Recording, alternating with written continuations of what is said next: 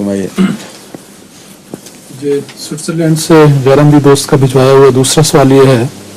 وہ کہتے ہیں کہ جماعت احمدیہ یہ یقین رکھتی ہے کہ نبوت کا فیضان بند نہیں ہوا.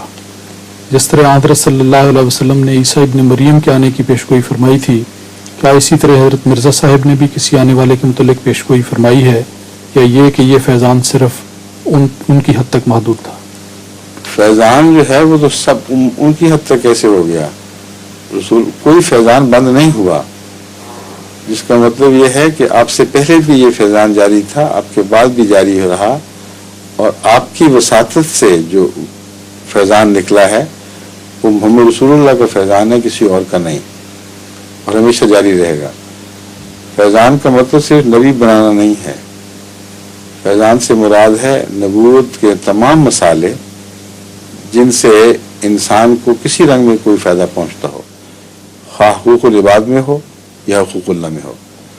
تو اغراضی نبوت فیضان ہے، اور جب اغراضی نبوت میں میل آ جاتی ہے اور امت جو ہے وہ اغراض نبوت کے حقوق لطائف اور باریکیوں کے ساتھ ادا نہیں کر سکتی، بلکہ ظاہری طور پر بھی ان کو چھوڑ بیٹھتی ہے.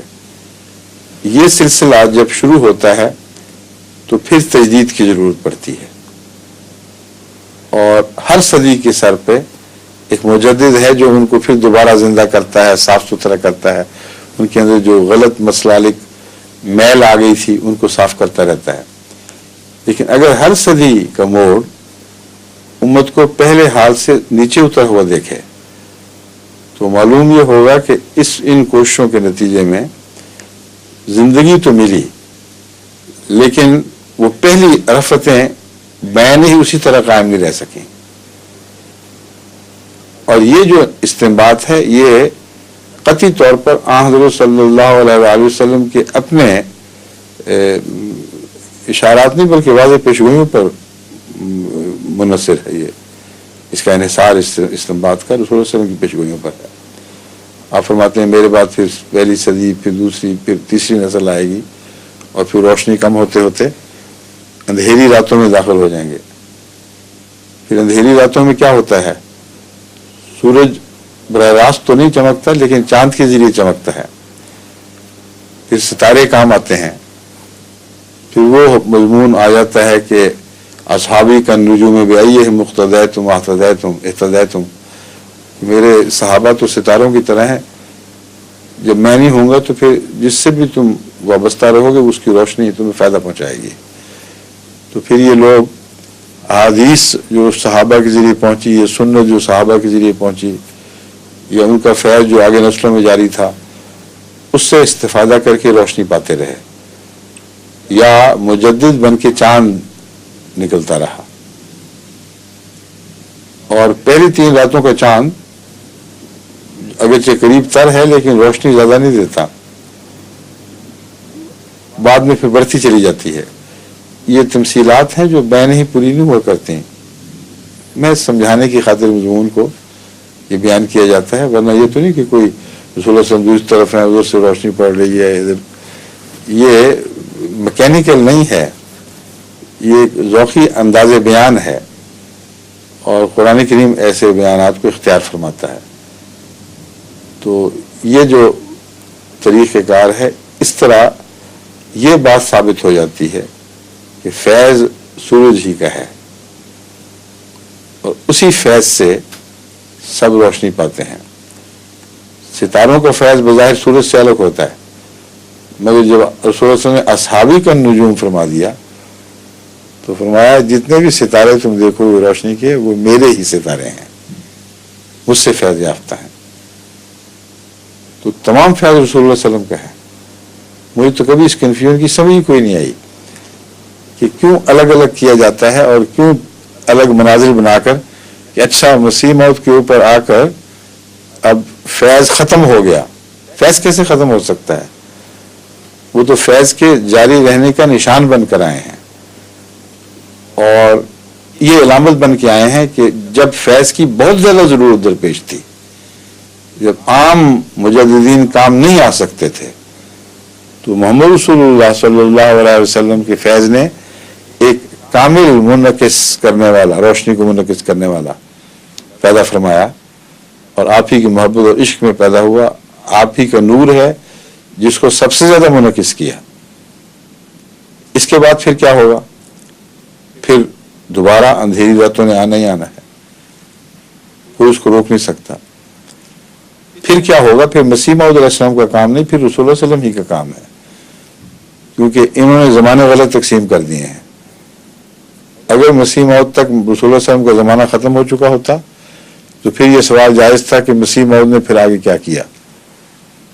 ज़िम्नन कुछ क्या है, लेकिन वो रसूल सल्लल्लाहु अलैहि वसल्लम की ताबे है, मैं बाद में बताऊंगा। लेकिन जमाना मोहम्मद सल्लल्लाहु अलैहि वसल्लम का ये, फिर ये आप ही की पेशगोई होनी चाहिए।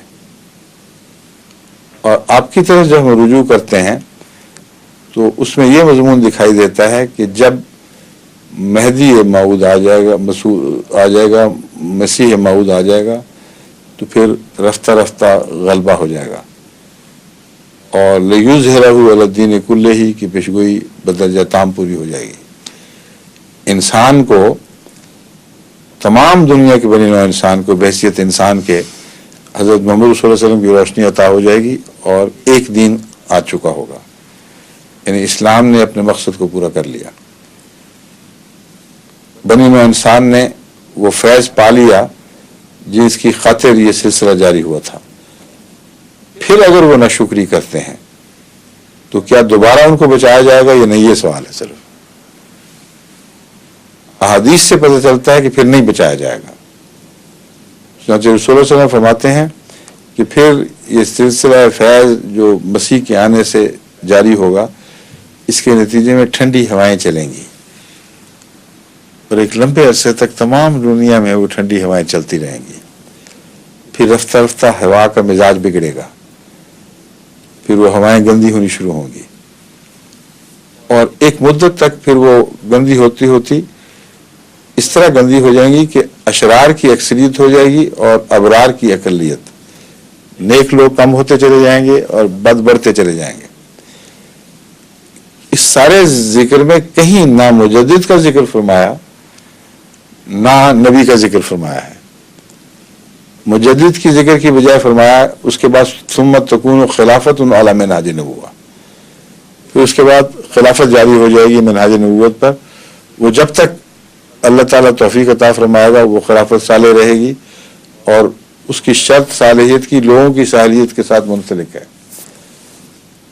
लेकिन खिलाफत को जारी फरमाने के बाद फिर ये जिक्र फरमाते हैं कि कुछ अरसे तक पाक नेक हवाएं चलती रहेंगी, फिर वो बद हवाओं में तब्दील होना शुरू हो जाएंगी और फिर लोग गंदे होते होते यहाँ तक पहुँच जाएंगे कि शर गालिब आ जाएगा और कोई वजूद पाक नहीं रहेगा उनको जो खुदा ताला की आवाज़ पर लब्बैक कहे। ऐसे अशरार पर फिर क़यामत आएगी। इतना वाज़े मंतकी मुसलसल मजमून हदीस में मौजूद है, उस पर गौर क्यों नहीं करते? अगर कोई नहीं आता और तो इसका हरगिज़ इस बात से कोई ताल्लुक नहीं कि नाउज़ुबिल्लाह हज़रत मसीह मौऊद अलैहिस्सलाम किसी नौ की फजीलत रसूल सल्लल्लाहु अलैहि वसल्लम पर रखते हैं। ये सवाल जो है ये हमेशा मौलवी बात को ट्विस्ट करके करते हैं और असल हिकमत और मार्फत समझते ही नहीं है। ये मैंने बयान किया, इसमें कोई भी सवाल ऐसा नहीं है जो किसी पहलू से भी रसूल सल्लल्लाहु अलैहि वसल्लम की इज्जत और अजमत के ऊपर कोई गलत रोशनी डालने वाला हो, गलत तसव्वुर बादल या साया डालने वाला हो। सारा बिल्कुल वाज़ेह मज़मून है और यही होना जरूरी था, क्योंकि हज़रत सल्लल्लाहु अलैहि वसल्लम को एक दफा कबूल करने के बाद फिर उस नेमत से जो लोग टूटेंगे उनके लिए अल्लाह ताला ने दायमी कानून बयान फरमा दिया है कि जो मेरी नेमत को तब्दील करेगा फिर उसके लिए कोई तब्दीली, कोई वो नहीं है मेरी तरफ से, फिर उसके लिए कोई अमन, कोई खुशखबरी नहीं है। वो जो लाज़िमन वो लोग हलाक हो जाएंगे। और यही दरअसल शुरू नबूवत से ही सिलसिला इसी तरह जारी था। ये मौलवी तो तारीख़ नबूवत पर قرآن کی روح سے غور ہی کبھی نہیں کرتے، صرف لفظ ختم کے اوپر آ کے ان کی عقلیں ختم ہو جاتی ہیں. حالانکہ پورا سلسلہ جاری ہے. جب بھی کسی نبی کو بالآخر اس طرح رد کر دیا گیا کہ اس کا فیض سے استفادہ بند ہو گیا تو ان لوگوں کی صف لپیٹی گئی ہے. پہلے زمانوں میں نیا نبوت کا سلسلہ آیا کرتا تھا اور شریعتیں پھر تبدیل ہو جایا کرتی تھی، لیکن صفیں ضرور لپیٹی گئی ان لوگوں کی. ان کو مرحوم مدفون امتوں میں شمار کر دیا گیا. تو رسول اللہ صلی اللہ علیہ وسلم کی گستاخی اور آپ کی نعمت سے ناقدری پر یہ سزا کیوں نہ ملے؟ بس جب اسلام کا پیغام درجہ تام تک پہنچ جائے گا، غالب آ چکا ہوگا، بنی انسان نے ایک دفعہ قبول کر لیا اور خدا تعالیٰ نے سارے کارخانے چلا دیے، مسیح بھی آ گیا، مہدی بھی آ گیا، خلافت کو بھی جاری کر دیا، پھر جو ناشکری کریں گے ان کے لیے کوئی ہدایت نہیں ہے. پھر نہ اس بات کے وہ مستحق ہوں گے، نہ حدیثوں میں ان کا ذکر ملتا ہے. حضرت مسیح موعود علیہ السلام یہ فرماتے ہیں کہ آخر پر ایک مسیح کی قہری تجلی ظاہر ہوگی. وہ اس نوع کا مسیح نہیں ہے جس قسم کے پہلے مسیح موعود خود ہیں یا پہلے گزرے ہیں. وہ قہری تجلی والا مسیح ہوگا اور وہ زمانے کے آخر پر آئے گا اور وارن کرے گا، کیونکہ خدا کا یہ مسلک ہے کہ کسی قوم کو وارننگ کے بغیر ہلاک نہیں کرتا. تو قیامت کبریٰ سے پہلے اگر وارننگ نہ دیں تو یہ ایک بہت ہی معیوب بات دکھائی دیتی ہے اور خدا کی سنت کے خلاف ہے. اس لیے حضرت مسیح علیہ السلام کا استعمال بالکل واضح اور قطعی ہے. لیکن اللہ تعالیٰ نے الہاماً بھی آپ کو اس کی خبر عطا کی ہوگی، یعنی یہ ذکر نہیں فرمایا کہ خدا نے مجھے الہاماً بتایا ہے، لیکن تحریر میں یہ بیان کرتے ہیں کہ ایک قہری تجلی کا مسیح سب سے آخر پر ظاہر ہوگا جس کا انکار کر دیا جائے گا. وہ کوئی نیا مسلک چھوڑ کے نہیں جائے گا، اس کو کلیتاً رد کر دیا جائے گا. ان لوگوں پر قیامت آئے گی جو اشرار الناس ہیں. تو حضرت صلی اللہ علیہ وآلہ وسلم کی فرمودات کے عین مطابق اور عقل اور تاریخ نبوت کے عین مطابق یہ مضمون ہے جس میں کسی قسم کا کوئی تضاد نہیں، کسی قسم کا کوئی حتق رسول کا نعوذ باللہ من ذالک شائبت تک نہیں پایا جاتا. آگے کون ہے؟ آپ کی باری؟ اچھا